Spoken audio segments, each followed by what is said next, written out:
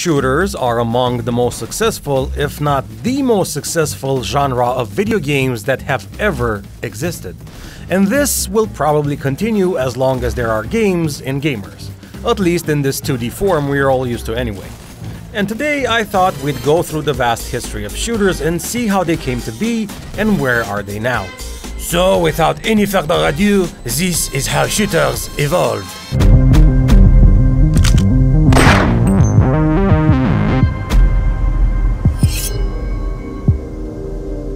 Now, obviously shooters, well, some anyway, try and mimic the real-life experience of shooting an actual gun. Now, gunpowder was invented in the 9th century by the Chinese, and the first historically recognized fire weapon was the Chinese fire lance that came about in the 10th century. Now, I'm not gonna go through every age and how they evolved, but suffice it to say that from then on, humanity really liked firearms. So skipping ahead a bit, we find ourselves in the 1930s where the light guns and photoreceptors were invented. Except for the entire craze of the BB guns at carnivals, they were kinda the first technology-based shooting games, where you had a light emitter and a receptor that could interact with each other. Anyway, let's jump ahead into the future to 1973, where we come across Maze War, the historically agreed upon first-person shooter of all time. It was designed by 3 gentlemen that were attending high school at the time. They developed the game while attending a NASA work-study program where they had to create some nerdy computer program that visualized fluid dynamics for spacecraft design. Yeah, I don't know what that's all about. But they made a 3D first-person computer game that took place in a maze, and later on it even had a player versus player mode. Now, don't go thinking they invented Call of Duty back then, it was just that a second player could join in and the two could shoot it out at will. What you must remember from this primitive life form of a video game is that it was the first iteration of the first-person genre, and it's quite important to acknowledge the ancestry of today's most evolved, graphically intensive, ingenious bestest shooter of all time, Fortnite. Gotcha. A year later, in 1974, came another type of shooter, Spacism. Spacim? Well, you get the idea. It's short for Space Simulator. Spaceship and the entire thing was rendered in 3D. Apparently, it ran at like 1 frame per second. So next time you're complaining about a game that's not running at 240 Hz or whatever, you might just want to appreciate what you've got first. I'm just messing with you. Next up, we're stopping in the 80s.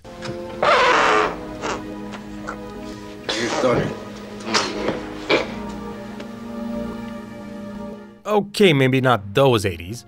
More like these 80s. Battlezone is our point of interest here, and it was made by the famous Atari company. This game is a hallmark in video game history because although it basically had a wireframe for graphics, it did have bold ideas like movement in the 3D space. You were able to rotate and move in more than one axis, and at the time it was considered kind of revolutionary because of this freedom that the player had. But that's not all, because it even had a collision system. So yeah, real life physics. Take that, RTX 390.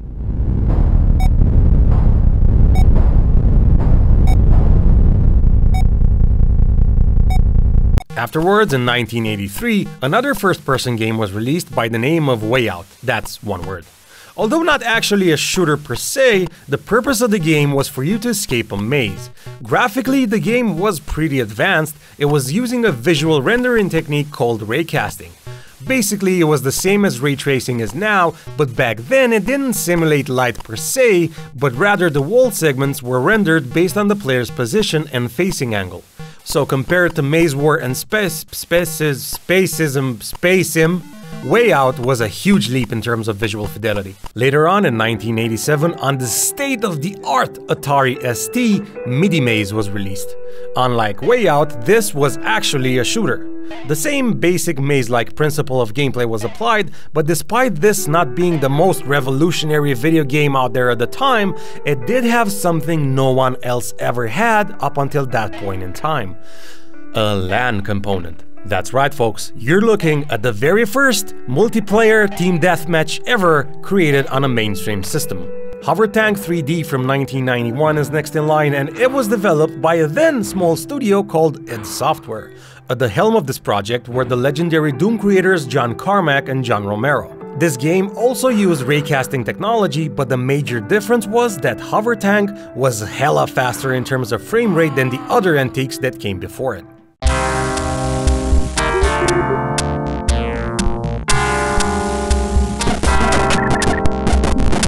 Soon followed Catacomb 3D in '91, and it was also made by id Software. Graphically, this game was leaps and bounds over its predecessors, especially because it introduced the world to texture mapping. Meaning no more fully colored walls, the enemies actually looked cool and more animated, but the most noticeable part was that you could differentiate the levels by the environment art alone. It was pretty amazing for the time. But even more than that, it kinda was the first-person shooter that showed a part of the character you were playing. You might have noticed that up until now, every other FPS I've talked about was more of a still image walking around, whereas in this one, you actually saw the hand animation of your character. Now it's time to pull out the big guns. Oh! Wolfenstein 3D, another gem by id Software, was released in 1992. Now, I don't have to tell you what a huge hit it was, but I will, however, say something quick about what actually made it a big hit. The graphics, first of all, were obviously amazing. You saw the gun all the time, and the enemy animations when they got shot were cool as hell also. But more than the visual fidelity, the game engine made the experience feel fast and exhilarating for players that were used to things running at like 5 frames per second. The soundtrack was also engaging, and as a whole, Wolfenstein 3D set the stage for the title that is arguably the most influential first-person shooter of all time.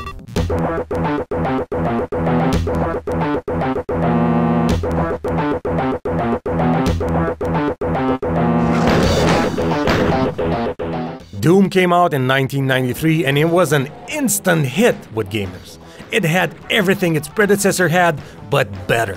Improved graphics with stunning textures, higher resolution, awesome monster design and shooting mechanics. It added a verticality to the level design with stairs and platform, great illumination effects which wowed people, and not only.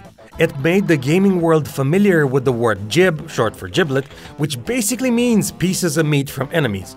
You know, the burger paste you leave behind in your wake? Doom is also the reason the word deathmatch exists today in video games, because it had an online PvP component, and according to John Romero, they saw this feature in fighting games like Street Fighter 2 and said, "F it, we can do that." Apparently, the online component was so awesome that business companies were having problems with their bandwidth because everyone was playing Doom instead of working. It was the first game to successfully achieve online play at such a large scale, and we owe today's competitive shooter scene to Doom. Now, if you're old like me, you might remember this Doom clone that goes by the name of Heretic. And there's nothing much here to say except that it was built on the Doom engine, and as far as gameplay improvements go, you could have looked up and down, not just left and right. Hey, the game looked awesome and it gave people more Doom. What more could you have wanted back then?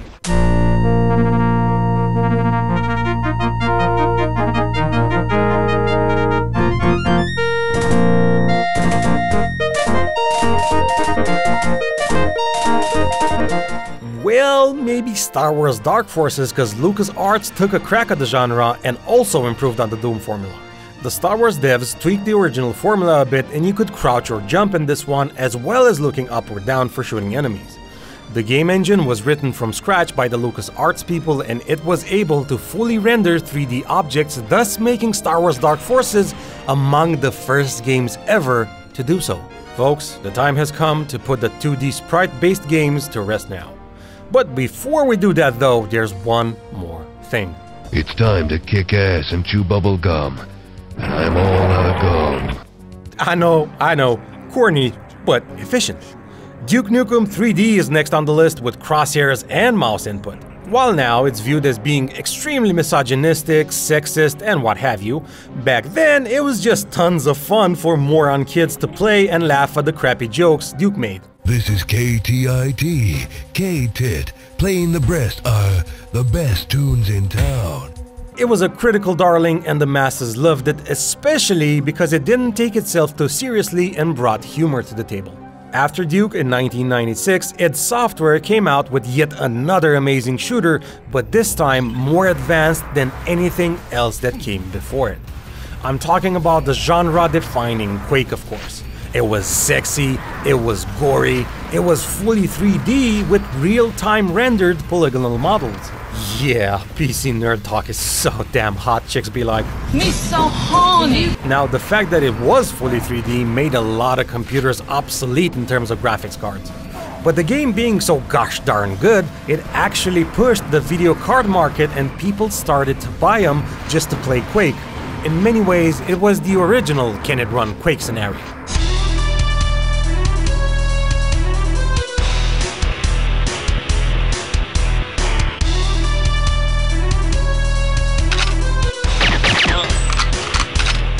GoldenEye 007 was released exclusively on the Nintendo 64 in 1997, and it was immensely popular. It hit so big with gamers that by 2003 it was the best-selling game on that system in the US. The reason behind all of that was that it kinda was the first real big hit when it came to first-person shooters on consoles. It was stealthy, cool, it had attitude, headshots, and all around, it was a great single-player experience, but not only, because people enjoyed the heck out of the multiplayer as well. Soon after came a true tactical shooter by the name of Tom Clancy Rainbow Six. What's needed is an organization with the resources and the authority to fight terrorism wherever it flourishes. It would be composed of the best and brightest counter-terrorism experts from every country, and armed with state-of-the-art weapons and equipment. Such an organization already exists. Its code name is Rainbow. It featured team-based realistic design, and it had all that counter-terrorism shebang people seem to like a lot. In this one, players required a lot of thought and planning in order to complete missions, and the gunplay was somewhat of a new thing. It wasn't anything like the spray and pray shooters that came before it, it had this sense of weight and seriousness to it all. And speaking about serious video games, Medal of Honor changed the landscape for the World War themed shooters forever. You, soldier, are a part of this great crusade. Are you ready to rise above and beyond the call of duty? The legend goes that the idea came from Steven Spielberg after watching his son play GoldenEye 007. And thus he went to DreamWorks Interactive and voila! The most important World War shooter in history was created. The game hit big on PlayStation, the only system it was on, and received numerous praise from critics and gamers alike. So my question is, Medal of Honor, will it ever rise to the surface again? My intuition tells me that not really with this entire shift from the single-player experience to the online space, but I guess only time will tell. Now, I don't need to tell you what other shooter Medal of Honor inspired to come out in 2003. It is sad that Medal of Honor is dead today, but if nothing else, maybe Medal of Honor was invented just so Call of Duty would be what it is today. Okay, so now coming back to Quake, well, the Quake engine to be more exact, that was heavily modified by Valve to make the 1998 classic hit, Half-Life. Good morning, and welcome to the Black Mesa Transit System. This automated train is provided for the security and convenience of the Black Mesa Research Facility personnel.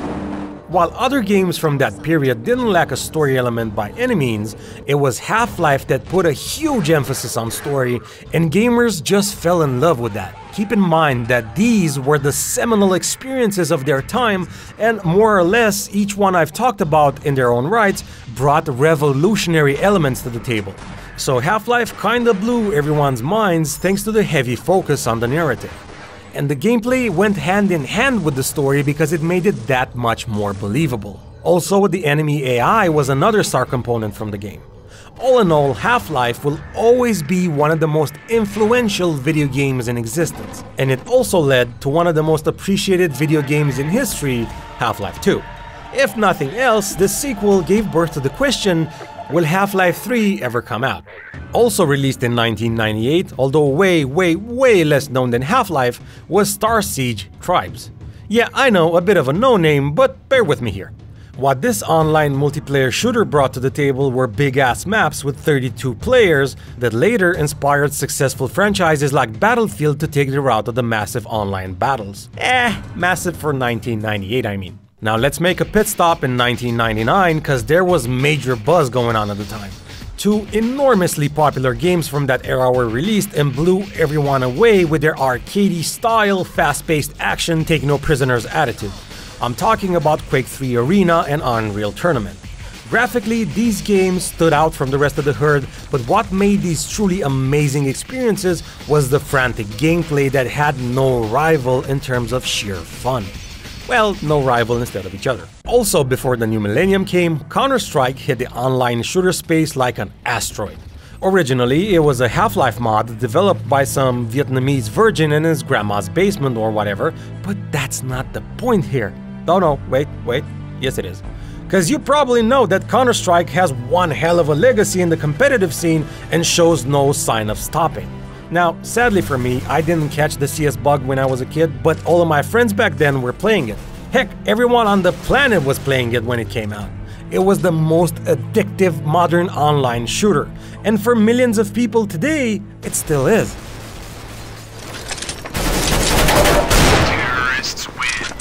Once upon a time, a third-person shooter was unveiled somewhere, doesn't really matter where. But what does matter is that the team behind that game ultimately made it into a first-person shooter by the name of Halo Combat Evolved. It was released on Microsoft's first gaming console, the Xbox, in the year 2000 of our Lord, or some other year depending on what religion you are. But that's beside the point.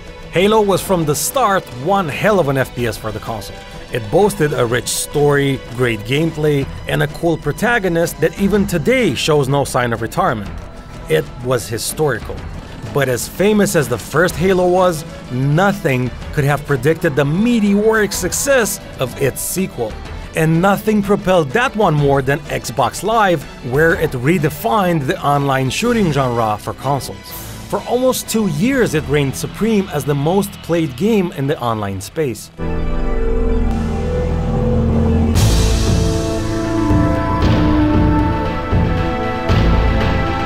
Deus Ex was also released in 2000, and it as well was huge for the shooter gaming scene. Because unlike other mainstream shooters, this one was more of an RPG-ish sort. It had a leveling system, multiple narratives depending on how the player finished missions, and the art style was nothing to scoff at either.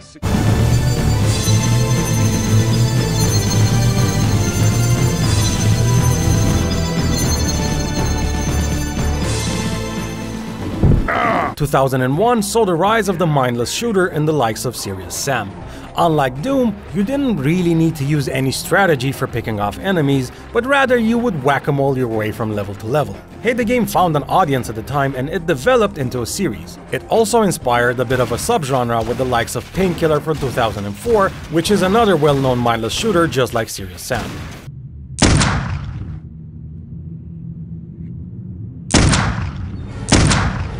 A great but not at all mindless shooter was Clive Barker's Undying, a classic for horror fans. The game was ultra cool, especially for its time. It had this eerie atmosphere, some genuinely immersive visual elements that made your stomach twist in a knot, and the fact that you could dual-wield a gun in one hand and cast spells with your other hand was nothing short of amazing. Especially if you were a 90s kid.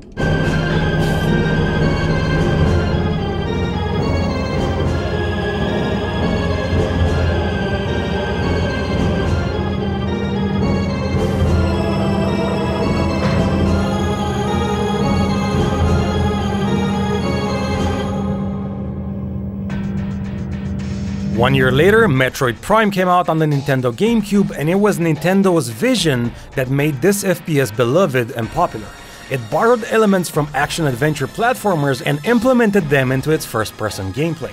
The jumping puzzles alone made this one stand out and gave players an entire new sensation when it came to environmental interaction. It was this particular focus on the adventure elements that made it so memorable and unique. 2002 was the home of the famous Battlefield 1942 that featured enormously scaled online battles where you could pilot aircraft, naval ships, various land vehicles, alongside normal FPS gameplay.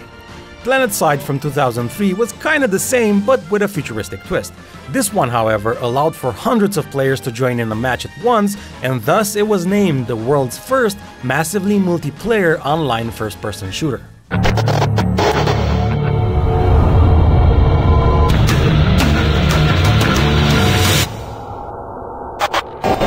Doom 3 came out in 2004, and if you didn't have a then next-gen PC, good luck playing it above 20 frames per second. It really was the benchmark for games for years to come. But aside from the graphics, this Doom was kind of an odd one, because it pulled away from its roots and tried to find footing on its own as a horror game. Many liked the shift, and many didn't like it. To each his own, I guess. But while Doom was being scrutinized for being a horror game instead of a direct follow-up to the original games, Fear was being released in 2005, and it wasn't anything but a critical darling for its horror elements. This one was praised for its graphics, gameplay, and the usual, but what made this one stand out the most was that it leaned more on the Japanese side of horror culture rather than the well-trodden path of the American one. Steady yourself, soldier. This is Dr. Janice Polito of the Computer Ops staff of the Von Braun. You're safe for the time being. You're recovering from the effects of surgery and will be unable to remember any of the events of the last few weeks. You're on board the starship Von Braun and something's gone very, very wrong. Still on horror shooters, back in 1999, a little game by the name of System Shock 2 was, wait for it, shocking players, all over with its unique art style, great gameplay, and really engaging narrative elements. It was highly regarded by critics, being called well ahead of its time and all sorts of such wonderful accolades. But all the praise in the world couldn't help this title sell any better, cause financially it was a disaster. But even though the series was out of commission, out of its ashes rose a spiritual successor by the name of Bioshock. It was released in 2007, and this one was a huge success. As a quick side note, if you haven't seen our Wild of Bioshock video, would you kindly have a look and see if you can relate in any way. Now, I don't need to praise Bioshock in any way, cause its legacy speaks for itself. It's an amazing experience, and I cannot wait for Bioshock 4 to come out, even though the original creator has no involvement with the game whatsoever. But hey, it can only go one of two ways, a fail or a success.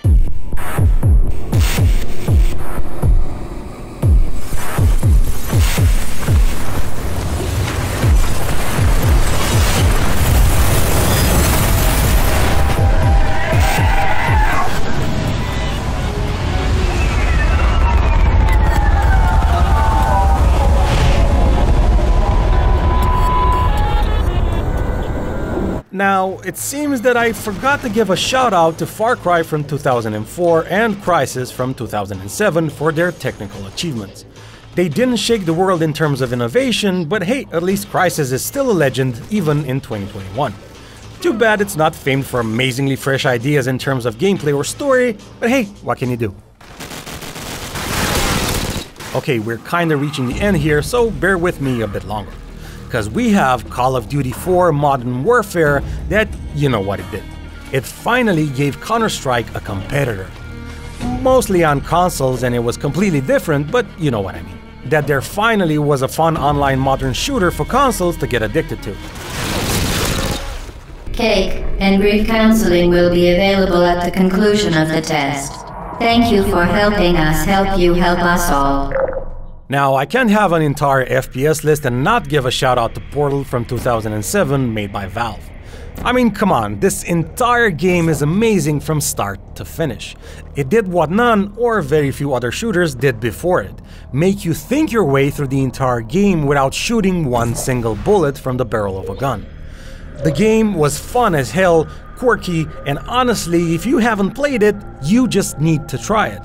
It's only like 5 hours long anyway. Also, with the new RTX technology and whatnot on the new consoles, they should really make an RTX remake or whatever. And while still on the subject of cool experimental FPS games, I would also want to extend my regards to Mirror's Edge and Superhot. Both amazing experiences that must not be missed by anyone.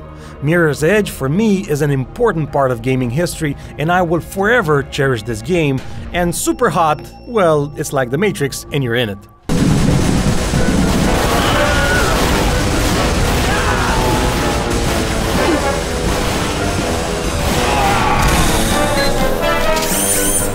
Team Fortress 2 was another hit from Valve in 2007, and it was pretty unique in its own right.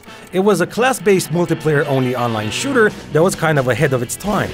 The game was originally announced in 1998, and initially it had a more realistic look to it, but throughout its long development period, massive changes occurred and, well, it came out looking this cartoonish. Thank God for that, because its quirky charm and personality wouldn't otherwise have worked with another graphical style. Some might claim, well, I do at least, that it's the formula on which Overwatch was based and built upon. Literally, when I saw the first trailer from Overwatch, I saw Team Fortress 2 with a twist.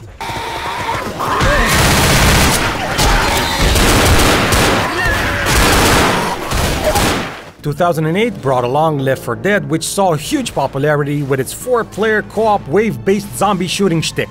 The critics loved this game, the gamers as well, being regarded as the perfect cooperative multiplayer experience. The whole thing felt balanced and well planned through and through. Back then, nothing similar even came close to it. So, you want to hear a story, huh? Well, I have a story you may not believe, but I tell you it is true. Borderlands from 2009 was another major hit in regards to first-person shooters. Its unique cel-shaded graphics and humorous characters, together with the fact that the main story was playable in co-op, made this game hover above the rest of its species, forming a league of its own. Oh, and it defined the looter-shooter genre by combining the loot drop mechanics from games like Diablo with extremely fun shooting gameplay. I mean it. Up until Borderlands, and since then, there kinda hasn't been anyone like it. Well, maybe Destiny in a way, because it is kind of alone in that MMO shooter scene. The gameplay is great, the graphics, the performance. Granted, it does have its fair share of an identity crisis with content being pulled out, reintroduced, whatever. But overall, it's a great game.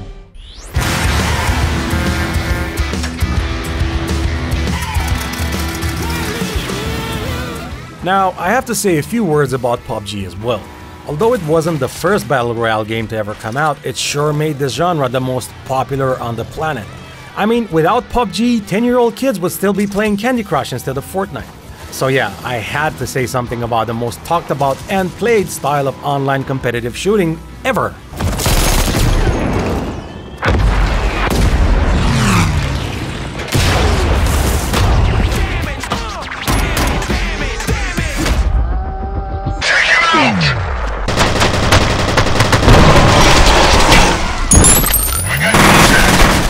Okay, so I guess that about wraps it up. I have nothing more to say about first-person shooters, so see y'all next time, I guess. Oh, don't forget, please write your ideas about what you think the FPS genre has reserved for the future. And if you made it this far, I'd appreciate if you'd let us know in the comments what are your favorite FPS games of all time. In the meantime, thank you all, and a very big thank you to all of our patrons. Thank you for believing in our dream and supporting us continuously. Merry shooting to all, and to all, a good night.